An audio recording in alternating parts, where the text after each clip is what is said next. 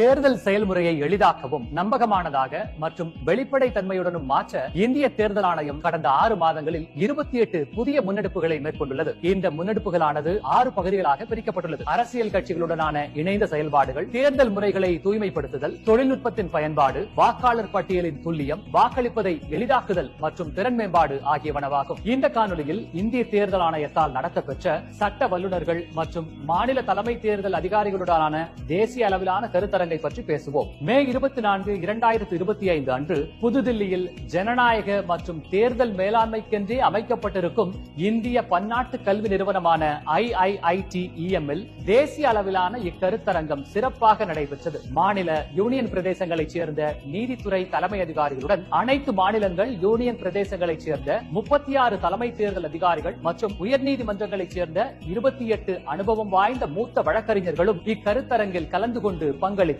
இச்சட்ட கருத்தரங்கம் தலைமை தேர்தல் அதிகாரிகள் மற்றும் நீதித்துறை சார்ந்த அதிகாரிகள் கலந்துரையாடவும், தேர்தல் வழக்குகளுக்கான நடைமுறை சட்ட தீர்வுகளை கண்டடையவும் வலுவான தளத்தை உருவாக்கியுள்ளது. அடுத்த காணொலியில் இந்திய தேர்தல் ஆணையத்தால் மேற்கொள்ளப்பட்டுள்ள பிற முன்னெடுப்புகளை பற்றி காண்போம். இதுபோன்ற இந்திய தேர்தல் ஆணையம் தொடர்பான மேலும் புதிய தகவல்களுக்கு எங்களது அனைத்து சமூக ஊடக தளங்களை பின்தொடரவும் மற்றும் சப்ஸ்கிரைப் செய்யவும்.